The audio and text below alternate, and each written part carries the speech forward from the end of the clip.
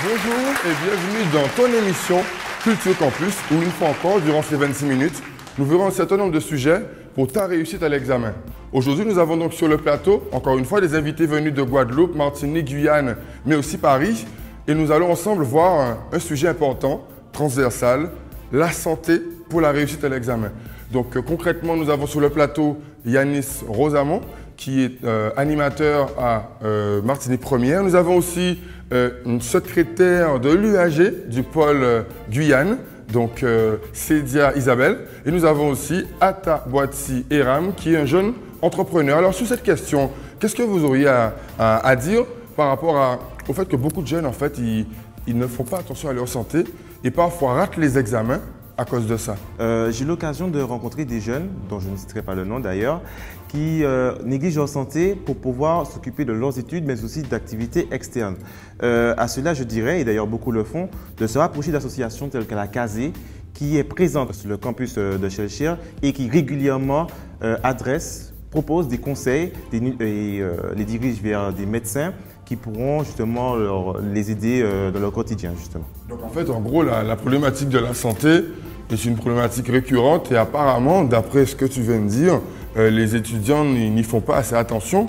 Alors, en tant que jeune entrepreneur et aussi, je crois que tu travailles aussi à la boutique de gestion, quel est ton regard sur cette vision de la santé et de tout ce qu'elle peut avoir comme incidence dans la réussite scolaire et de l'examen en général?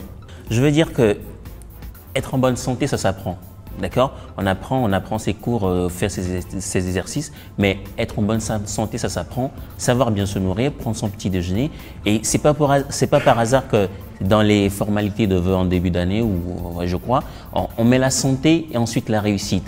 La réussite à l'examen, mais ça ne peut pas se faire sans la santé. Alors, mon expérience personnelle, c'est que je me suis déjà fait, j'ai dégringolé de l'escalier. Justement parce que j'ai négligé ma santé, j'ai pris du café pour travailler toute la nuit et que le lendemain, je n'ai pas eu le temps de prendre le petit déjeuner avant d'aller en cours. Et puis, justement, l'année du bac, en négligeant la nourriture, j'ai chopé l'ulcère l'année du bac. Sans le savoir, j'ai attendu l'examen avant de découvrir que j'étais atteint de l'ulcère. En fait, mal se nourrir, ça atteint beaucoup de choses. Et aujourd'hui, je suis en train de faire le traitement, ça veut dire que les erreurs que j'ai commises dans le passé m'ont suivi jusqu'à aujourd'hui et après, ça atteint ma vie professionnelle. Donc, apprendre à se nourrir pendant qu'on est étudiant sert également, non seulement quand on est étudiant, mais après, quand on rentre dans la vie active. D'accord, donc voilà. Expérience assez poignante concernant l'alimentation. Oui.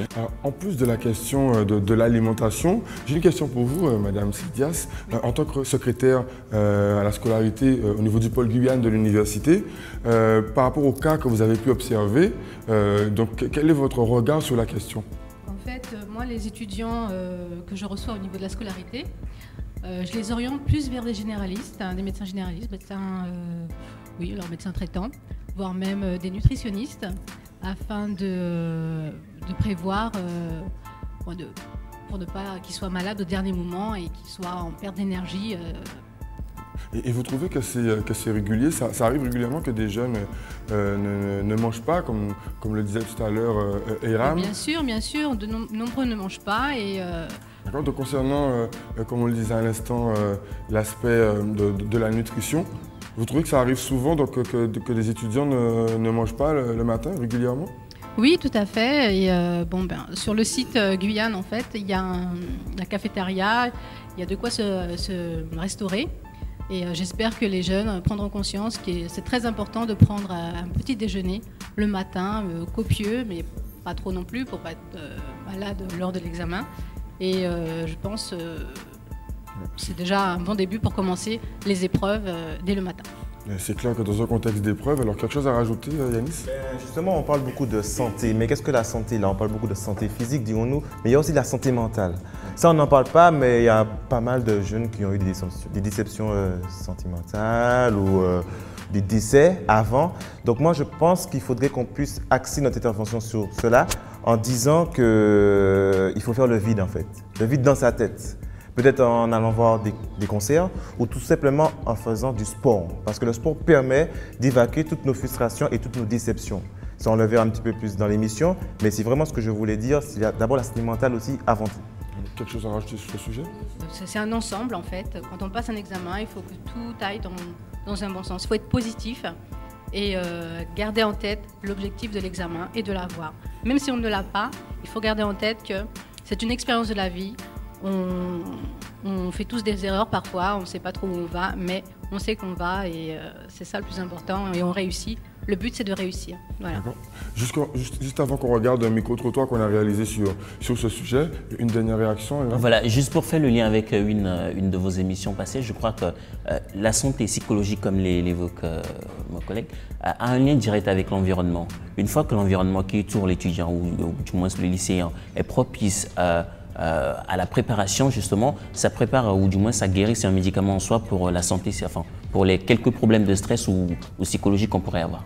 D'accord, donc on va regarder maintenant justement sur ce sujet un micro-trottoir pour avoir votre avis. Le matin, je mange pas, je mange jamais. Ma mère, elle me dit mange tout ça, mais je mange pas le matin. Midi, je suis cool, j'ai mangé à midi et puis ma journée, elle est bien, quoi, je continue. En ce qui concerne le sommeil, pareil, c'est la même chose. Tu vois, moi, je fais de la musique, des fois j'ai un concert, je joue. Je rentre chez moi, il est 1h, 2h, tu vois, le lendemain j'ai cours, je me réveille sans souci. Mais un autre, il saura pas. Donc il faut te connaître toi, connaître ton corps, ton métabolisme, etc. Et puis voilà. Faire du sport aussi, je pense que c'est pas mauvais, ne fût-ce que mentalement aussi, tu vois. Déjà, dans le sport même te donne une mentalité où, tu vois, il faut travailler pour arriver à un certain niveau. C'est genre, tu fais de la course, tu vas pas assez vite, donc tu travailles tout ce qu'il faut et puis après, tu vas aller de plus en plus vite. Eh ben, c'est pareil à l'école aussi. Je pense que le sport, c'est une bonne chose aussi quand tu es à l'école. Ça te donne un mental en plus, quoi. Donc, je pense que tout ça, c'est lié. Donc, voilà. Moi, déjà, juste le mot sport m'a fatigué. Je suis pas un sportif. C'est vraiment pas mon délire, tu vois. Et je suis vraiment l'inverse. Moi, le matin, si je ne prends pas un bon petit déjeuner, je suis comme un enfant. Moi, c'est mon petit yop le matin, sans faire de pub. Je prends mon petit yop, mon jus de fruits. Si je mange à 7 h du matin, c'est bon, à 9 h, je crève la dalle. Comment je me prépare pour passer un examen? Alors, je vis normalement, je révise. Je dors beaucoup, je ne stresse pas, surtout pas. Je vais toujours sur Facebook parler à mes amis, je sors un peu quand même. Moi je dirais qu'il vaut mieux se coucher tôt, enfin passer une bonne nuit parce que ça nous permet de mieux étudier, d'être plus concentré après. Oui, c'est pas la peine de réviser non plus jusqu'à 3 h du matin parce qu'après on peut pas suivre les cours qu'on aura besoin de réviser. Donc vaut mieux oui, se coucher tôt. Il n'y a rien de compliqué, il faut juste travailler, il faut juste être motivé, il faut juste croire en soi et ça marche à tous les coups, quoi. Il n'y a rien d'insurmontable dans les études. C'est vrai que quand on y est, parfois on trouve que c'est très difficile, on a l'impression qu'on va jamais arriver au bout et qu'on va jamais réussir à valider chaque année, etc. Mais force est de constater, je pense que vous le constatez vous-même, que quand on s'implique vraiment, quand on travaille, on passe chaque étape. Et pourtant, au début, quand on y était, on se disait mais on va pas y arriver. Donc pour moi, rien n'est impossible.